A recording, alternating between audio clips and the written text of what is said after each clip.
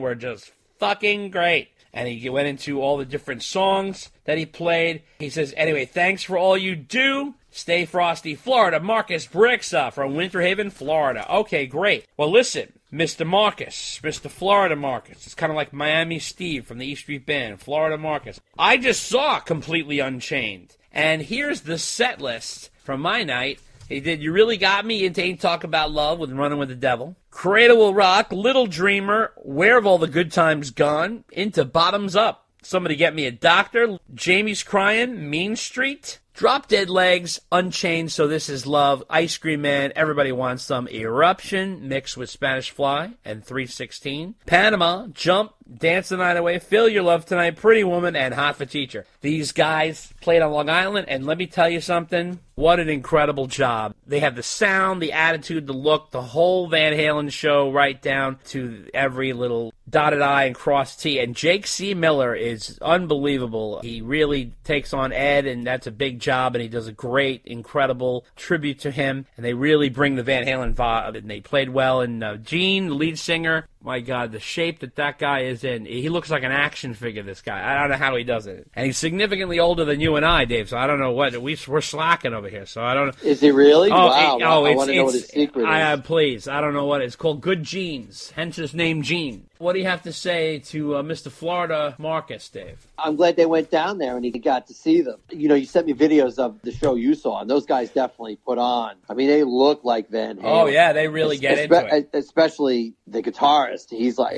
it's spooky almost. Yeah, it is. So, I mean, great set list you saw. And like I said before, all these Van Halen tribute bands out there, keep it going, man. Keep it going. And let me tell you something, man. They added in Where Have All the Good Times Gone, Bottoms Up, So This Is Love. I was like, wow. Drop Dead Legs. I mean, this is ridiculous. Mean Street, it was incredible. Incredible. Nice. Love it. That's why they're called Completely Unchained. So Dave and I are just unchained. These guys are completely unchained. So right, we're only men's unchained. Exactly. We're Dave and Dave. Welcome to Dave and Dave, men's unchained. I think we should rename the podcast. That's going to be the new title of the podcast. Exactly. Dave, men's unchained. Welcome to Dave and Dave, men's unchained. I'm Dave. And I'm men's amends. So you're men's Dave. And I am also men's amends. You ready? Here you go.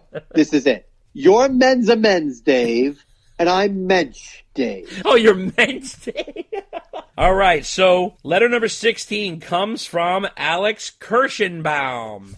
And he says, hey, Dave and Dave, I love your podcast. So excited to hear that you guys are keep waving the Van Halen flag, even though we lost Ed. I live in L.A., and probably the most favorite thing about that is the Van Halen history I can experience here. And the night Ed died, I drove to Pasadena College to walk around the campus where Ed and Al first met Dave. And it's been like losing a lifelong friend, and I'm still bummed about it. The question I have about the curatorial future of Van Halen is their manager, Irving Azoff, spoke with Polestar this week and said that Wolf and Al will head up to 5150 and look through Eddie's archives, which apparently are totally uncatalogued now. Do you think there's a universe where Wolfgang could string together a lot of Eddie's song ideas and prep a fresh recording, similar to the way Angus Young pieced together song ideas he had cooked up with Malcolm Young from 2014 for Rock or Bust? Well, actually, that's what he did with the upcoming AC/DC album, which is actually coming out on Friday, Powered Up. Malcolm Young, I believe, was on Rock or Bust. I think so. I think he was on there. Well, either way, his writing was on there, sure. It would be close to impossible to happening with getting an album where Wolfgang plays guitar on these old, unused Eddie parts with Al on drums and Michael Anthony on bass. They rotate singers like it's a Kiss album. 5 songs with Dave, 5 songs with Sam, and they'll even throw Gary Sharon a song. It seems more likely than the original demos being released as is in some fashion, but a guy can only dream. And then he also says it would be awesome if the full album of Eddie's score from The Wildlife, 1985's Cameron Crowe film, would somehow get properly remastered and released in accordance with the movie. So it's nice to have some of the clips out there, but we also like to hear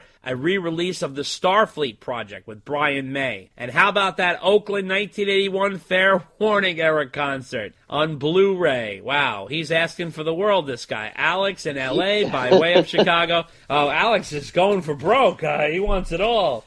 as yeah, Queen likes to the say. Oakland show, the big question is, was the whole thing recorded, or did they just record the 3 songs? Based on our comments in the news, and from what I gathered from what Brian Kehoe said on that podcast from Sunset Sound, that the reason that they only shot 3 of those videos is because tape was expensive. And if they're running tape on 5 cameras, to do that for an entire concert is hard. You know what I mean? It really is. So I don't know. I don't know if you're going to see that. But this is what I have to say to Mr. Alex. So I think they will release some stuff with Ed and possibly enhance it with Wolf and Al. But I think, like I said before, I think Wolf has his solo career to focus on first. The Wildlife soundtrack is out there and available. I own the whole goddamn thing. You can certainly get it on bootleg for sure. The Oakland 81, I don't know if that whole thing exists. But I tell you, there's all kinds of video leakage going on, and apparently I'm hearing rumors and rumblings of more forthcoming. So I think if we're going to get anything, it's going to come out by way of YouTube. Starfleet, Dave, is Starfleet like readily available? I have it, of course, but I have it in a weird way. I have the Starfleet project by getting 2 European maxi CD singles of Brian May's solo work, and he put half of it on one and half of it on another, and that's how I have it. But does the album actually exist on CD? I don't know, because I have it the same exact way. Yeah. I know. I remember that was a long time ago. God. That was those were bonus tracks for a Brian. I think it was his first solo album or something like that. Yeah, we got it. It was 1993, Dave. We were 23 years old. Okay. All right. So I don't know if it's ever legitimately been released on disc after that, because I have it on that, and that's all I really need. But that would be interesting, especially if Brian May had tape of them jamming other things. Right? I mean, that would be sweet. Oh, yeah. That would be great. That would be a real gem. Yeah, that would be cool. And the Wildlife stuff. The Van Halen news desk, they were releasing some songs from that a few years ago. Yep. I think there was supposed to be some more coming out, but I don't think it ever did. So I don't know whatever happened with that. Yeah, but can get that, these though. These are all great ideas for a box set. But I think the reality of what's coming out is going to be whatever they have in the can already. Yeah. Which is the Van Halen 1 set that Eddie Trunk was talking about. Yeah. And also what Brian was talking about on the Sunset. Yep. Well, that's the same thing. Oh, is it the same? Oh, well, I thought it was something. Well, I didn't know if it was the same thing or something different. Well, I think what Brian was saying in his conversation was they have about 4 CDs worth of outtakes. But I think it would be sort of like an overall outtakes box set. Not just from the first album, but in general. Like if you were to put together an outtakes box set, Well, see, that would be awesome. So they've got something from the... So I think... There's a lot of so's in my sentence because I really don't know which direction they're going to go in. It's crazy. I just want them to release something. Right. Letter number 17 comes from Janice Francis, and she says, there's been a TV commercial running in my demographic in Maui. Every time I see it, I'm getting angry all over again. I come here where I know people generally care about Edward Van Halen. The ad is an attorney firm claiming that if you or a loved one suffered or died from any of the following smoking-related diseases, lung, bladder, voice box, tongue or oral cavity, or throat cancer, you may be eligible to file a claim against a tobacco company. So I ask, why the hell not? Because of his personal fame and fortune, he couldn't have been here more than 10 or 11 years old when he became addicted to nicotine. It killed him. He should have lived another 25 years. Is there anyone else reading this who would love to see his son Wolfgang sue the pants off of R.J. Reynolds? I can't possibly be the only one. Can I get an amen? All right, so this guy apparently is, I guess, spinning off of Eddie's death and trying to make some sort of like one of those crazy lawyer commercials. I heard about this. It's sort of sick greed. You have to kind of ignore it and just write it off as a schmuck trying to capitalize on Eddie Van Halen's death. And it's sad, but that's part of our society. I mean, it's just, you got to walk away from it. What do you think, Dave? Yeah, I know. It's like, come on now. And we come to letter number 18 from Nicholas Caruso, and he says, I just found your podcast. I really hope you guys are safe, and like everyone, I'm still devastated that Eddie is no longer with us, and I was lucky to take my son to all the shows in Chicago from 2007, 2008, 2012, and 2015. Were any shows from those tours professionally filmed? I'm sure they have audio of everything, but we always hope that someday there would be a DVD of the live show from the Dave reunion. I plan to keep listening. Thanks so much, Nicholas Caruso. Nicholas, thanks so much for joining aboard. Really appreciate to have you. And the 2007-2008 tour was pro-shot and shelved. Perhaps that can come out because those shows are available. Although a lot of those tours that you're looking for are available on YouTube in quality form, so there's no need to really wait for an official release. What do you think, Dave? About an official release? Of a DVD of one of the reunion shows with Dave. Do you think there's any probability of that? Well, I thought one was recorded. Yeah, it was. Right? Wasn't there one and ready to be put out? Yep, and it got shelved like everything else. Right? It got shelved? Yeah. So,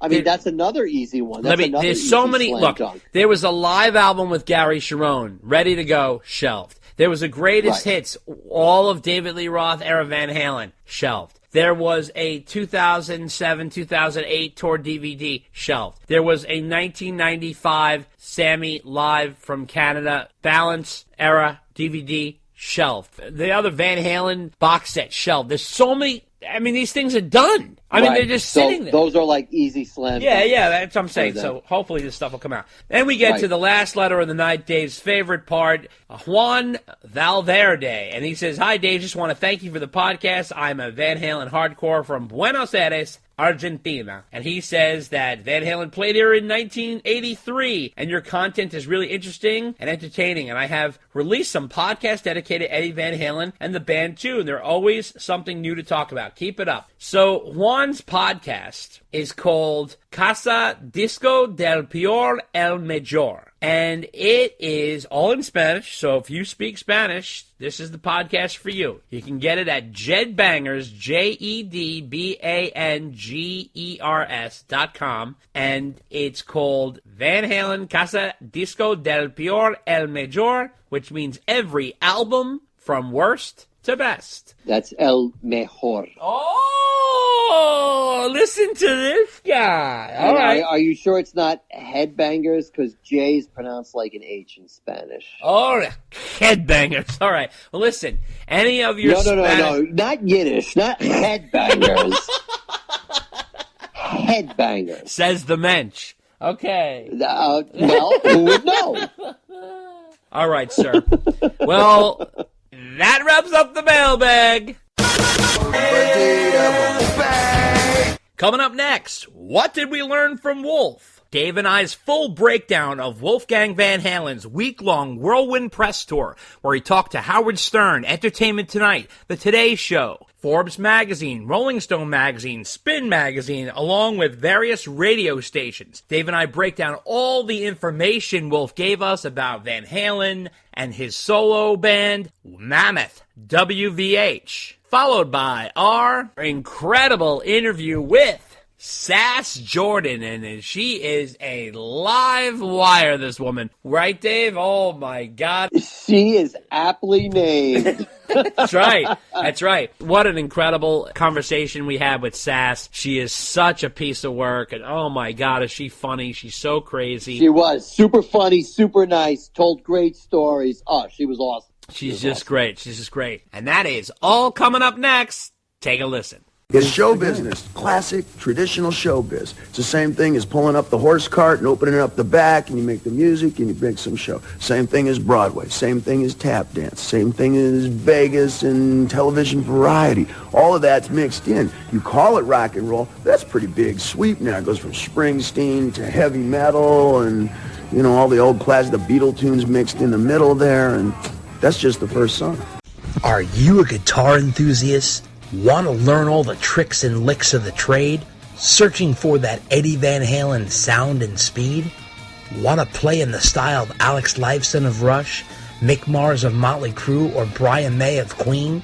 Then sign up for Zoom lessons from the best, Lance Turner, the guitarist for the #1 Van Halen tribute band, the Atomic Punks.